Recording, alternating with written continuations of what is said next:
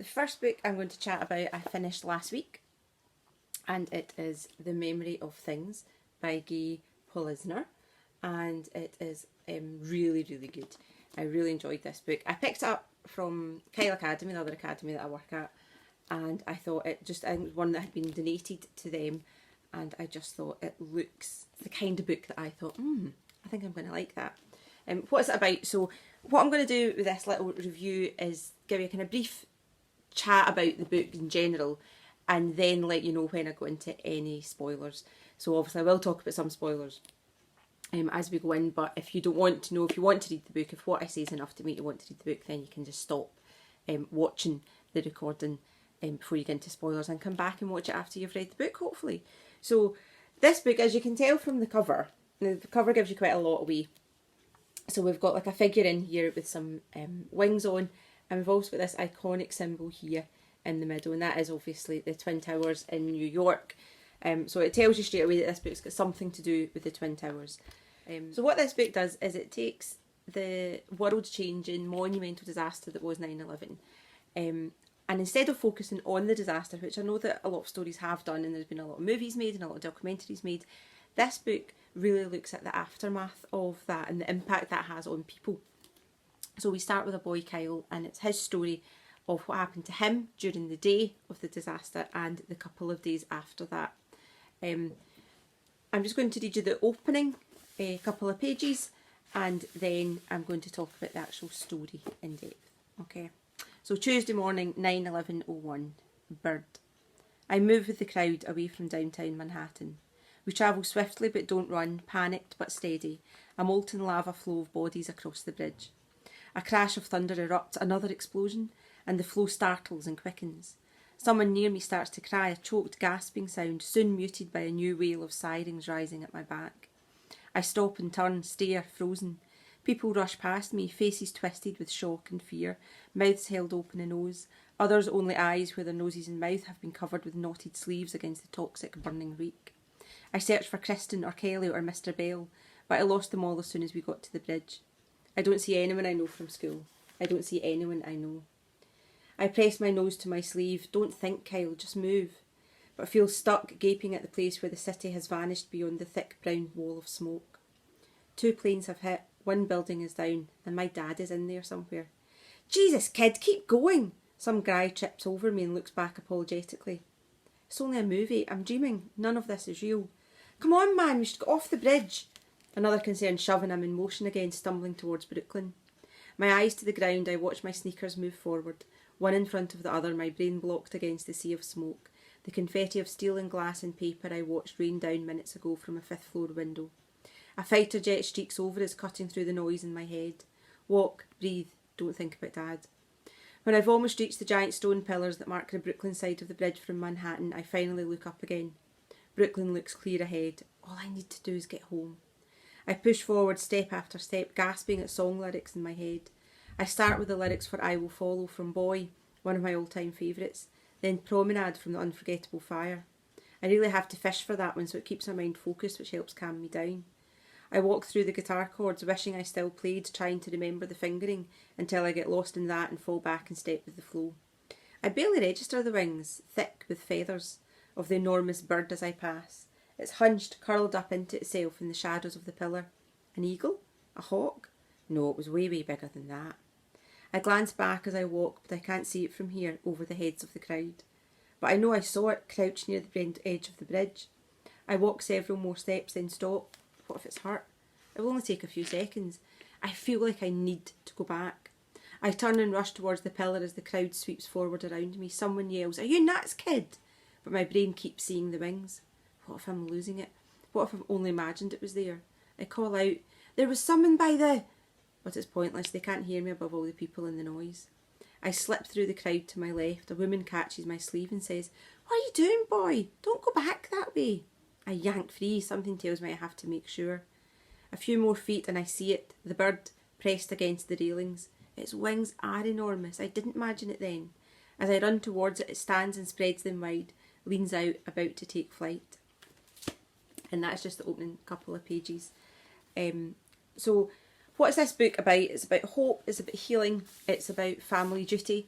It's a bit of a coming of age story because it's about a young boy realising what it takes to be an adult, realising the responsibility and realising that actually he can do it. So I'm going to go on to talk about the actual story now, which might contain some spoilers. So if you wanted to stop and go and read it, then please do.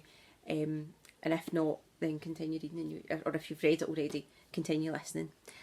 So the boy, turns out the feathers are not a bird, it's actually a person who is, yes, about to jump. And he saves her. It's a young girl, about the same age as him. They're both kind of teenagers, and he takes her home because he can't think of anything else to do. She can't go anywhere else. He kind of reckons there's hundreds of people missing in New York as it is. At least she'll be safe and he can look after her. We find out when he goes home that in his home he's got an uncle who is disabled and living with them at the moment. He'd been in an accident, and it turns out that his dad's a policeman, one of the head policemen, so he's down in Ground Zero. His mum and his sister were in LA for acting class over the summer, an acting school, and they've yet to fly back. So they were due to fly back that morning. So he's panicked, trying to phone people, trying to work out what's happening. He eventually gets in touch, and it's quite good at this point because the author drops lots of hints at what's happening. And all we know is his dad's down there. All we know that his mum could have been on a flight, and then obviously the stories of that day start coming in that another flight was grounded, another flight was crashed, another flight through into the Pentagon, and you're like, where is their mum? And you know a little bit about the history, so you're beginning to think, where is the author taking this? Surely she can't go to an obvious place, and she really doesn't, which I think is one of the good things about this, is she drops lots of hints of who this girl could be, who this girl could have connections with, what's happened to her, but you never expect what the actual story is. It's really well done, and the actual story is not as harrowing, I guess, as it could have been. It's extremely sad, and it is extremely a hard life she's had, but it doesn't link back so obviously to the events of 9/11, and it really made me think after I read this that what about all those kids that went home that day and his parents worked in the towers and they stayed home not knowing?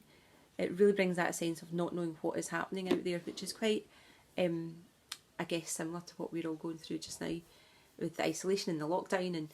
And if you're like me and you don't really read the news and you just wait and see, like, maybe at the end of the day you check up and the kind of Yahoo gives me this 16 or 17 facts that have happened come out that day, rather than being drip fed it throughout the whole day, because that just increases my anxiety, which I don't like. This book kind of makes you really kind of relate to the characters in that sense, that you do what you need to do, and he does what he needs to do. He doesn't go outside. He looks after his uncle. He knows he needs to get his uncle out of bed. He needs to get his uncle showered. He needs to get his uncle fed. He needs to feed himself. He needs to keep this girl clean. He needs to keep her, give her clothes to wear. He needs to get her fed as well. And eventually, when they know, and the story kind of comes round, then a couple of days later they do go outside, and that's when the reality of what's happened kind of hits him, when he sees all the faces on the railings and everything, all the missing people. But it also gives you a little glimmer of hope that life does go on, and it may be changed. And certainly after 9/11, life was changed, and certainly after the situation just now, I think life will be changed. So yeah, it's full of, although it's set near a very harrowing situation, and the characters, the girl particularly has been through a lot. Eventually, it is about hope. It's about friendship. It's about really following your gut instinct. So he could have walked past the wings and just thought it was a bird and just thought it is nothing to do with him. All he had to do is go home. But he's the type of person that actually looks around him and thinks, no, I can't leave that. There's something caught my eye, so I better go back and check. So yeah, absolutely fantastic. I didn't cry at it, so it's not like a weepy book. I rejoiced in it. I felt the characters, considering there is only really 4 characters really that you hear about, 4 main characters in the whole story. It really does strike a chord. Every single one of those characters strike a chord with me. So yeah, I really would recommend this book. So yeah, go and read it. Thank you. Let me know what you think about it. If you want to post any comments, put them in the comments. If you want to subscribe, subscribe. I might be putting more of these up. I've got another one to do today, and then I'll be having a little vote to see what I should read next. So yeah, In the Memory of Things, really good book. Get it read. Thank you.